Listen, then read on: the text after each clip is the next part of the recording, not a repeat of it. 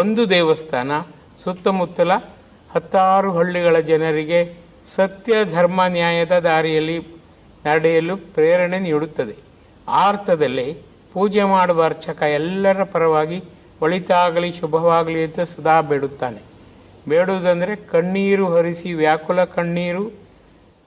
ವ್ಯಾಕುಲತೆಯ ಕಣ್ಣೀರು ತನ್ನಿಂದ ತಾನಾಗಿ ಜಲಪಾತದಂತೆ ಹರಿಯಬೇಕು. ಯಾಕಂದ್ರೆ ದೊಡ್ಡ ಜವಾಬ್ದಾರಿ ಅರ್ಚಕನದು. ಅವ್ರನ್ನ ಎಲ್ಲ ಜನರಿಗೂ ಕೂಡ ಶೂನ್ಯತೆ, ನಾನೇ ಇಲ್ಲ ನೀನೇ ಇಲ್ಲ ಎಂಬ ಭಾವ ಬರುವಂತೆ ಮಾಡಿ, ಆಪ್ತತೆ, ತಂದೆ ತಾಯಿ ಬಂಧು ಬಳಗ ಎಲ್ಲ ನೀನೇ ಎಂಬ ಆಪ್ತತೆ ಮೂಡುವಂತೆ ಮಾಡಿ, ಸದಾ ಧನ್ಯತೆಯಿಂದ 64,000 ವರ್ಷಗಳಿಗೊಮ್ಮೆ ಈ ಮಾನವ ಜನ್ಮ ಕೊಟ್ಟಿದ್ದೆ, ಅದರಲ್ಲಿ ನಿನ್ನ ಈ ಮೂರ್ತಿಯನ್ನು ನಾನು ಭಕ್ತಿಯಿಂದ ಅರ್ಚಿಸುವಂತೆ ಮಾಡಿದ್ದಿ. ಎಲ್ಲರ ಪರವಾಗಿ ನಾನು ಬೇಡುತ್ತಿದ್ದೇನೆ, ದಯಮಾಡಿ ಅವರನ್ನು ಮೇಲೇರಿಸೋ, ಅವರಿಗೆ ಸದಾ ಶುಭವನ್ನೇ ಒಳಿತನ್ನೇ ಮಂಗಳವನ್ನೇ ಉಂಟು ಮಾಡುವಂತ ಬೇಡುವ ದೊಡ್ಡ ಜವಾಬ್ದಾರಿ. ಆ ಊರಿನಲ್ಲಿ ಸತ್ಯ ಶಾಂತಿ ನೆಲೆಸಬೇಕು ಅಂದರೆ ಆ ದೇವರ ವಿಶೇಷ ಕೃಪೆಗಾಗಿ ಅರ್ಚಕ ಜೊತೆಗೆ ಆ ಊರಿನ ಎಲ್ಲ ಜನರು ಮನಪೂರ್ವಕವಾಗಿ ಬೇಡಬೇಕು. ಬೇಡುವುದಂದರೆ ನೀಡುವಂತ, ಮಾಡುವುದಂದರೆ ಶರಣಾಗುವುದು, ಬಿಡುವುದಂದರೆ ಕಣ್ಣೀರನ್ನು ಬಿಡುವುದು.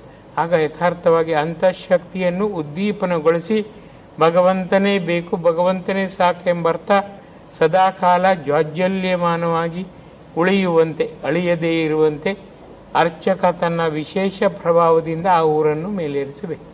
ಅದಕ್ಕೆ ಅರ್ಚಕಸ್ಯ ಪ್ರಭಾವೇನ ಶಿಲಾಭವತಿ ಶಂಕರ. ಅರ್ಚಕನ ಯಥಾರ್ಥವಾದ ಪ್ರಭಾವ ಇದ್ದರೆ ಬರೀ ಶಿಲೆಯು ಕೂಡ ಶಂಕರ ಅಥವಾ ಶಿವ ಆಗುತ್ತಾನೆ ಅಂತ ಗಾದೆ ಬಂತು.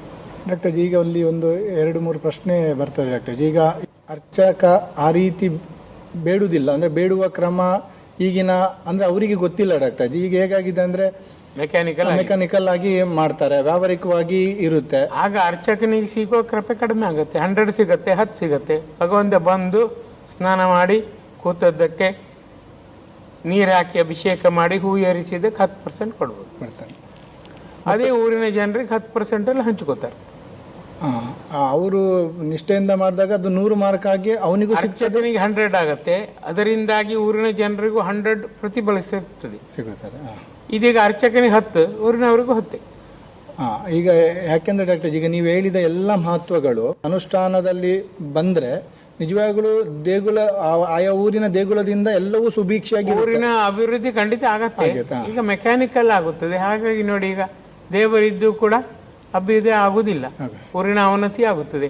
ಊರಿನಲ್ಲಿ ಗಲಾಟೆ ಇರುತ್ತೆ, ಗೌಜು ಗಲಾಟೆ ಇಲ್ದಿರ ದೇಗುಲ ಇದೆ ಅಂತ ಆ ವರ್ಚಸ್ಸಿಗಾಗಿ ಜನ ಶಾಂತಿ ಸುಖ ಶಾಂತಿಗಾಗಿ ಹೋರಾಡುತ್ತಾರೆ, ಹಾರಾಡುತ್ತಾರೆ, ತೂರಾಡುತ್ತಾರೆ.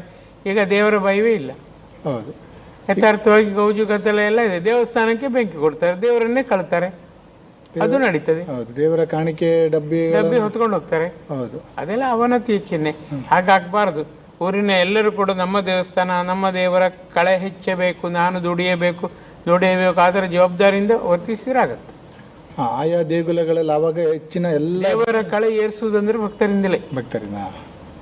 ಅದಕ್ಕೆಲ್ಲ ಬಂದದ ಡಾಕ್ಟರ್ ಜಿ, ರಥೋತ್ಸವ, ಈ ಬೇರೆ ಬೇರೆ ಜನರು ಸೇರ್ಬೇಕಂತೇಳಿ ಎಲ್ಲ ಉತ್ಸವದ ಉದ್ದೇಶವೇ ಆಗಿ ಬಂದಿದೆ. ಜನರಲ್ಲಿ ಒಗ್ಗಟ್ಟು ಬರಬೇಕು, ವರ್ಷದಲ್ಲಿ ಒಂದಿನ ಆದರೂ ಪರಸ್ಪರ ಭೇಟಿ ಆಗಬೇಕು, ದೇವರ ಬಗ್ಗೆ ಖುಷಿಯಿಂದ ಮಾತಾಡಬೇಕು. ಆ ದೇವರ ಕಳೆ ಏರುತ್ತದೆ, ಸಾನ್ನಿಧ್ಯದ ಬೆಲೆ ಏರುತ್ತದೆ ಅಂತ ಬಂದದ್ದೇ ಅದು. ಮೆಕ್ಯಾನಿಕಲ್ ಆದರೆ ಏನೂ ಪ್ರಯೋಜನ ಇಲ್ಲ. 10%, ಮೆಥಾಡಿಕಲ್ ಆದರೆ 100%.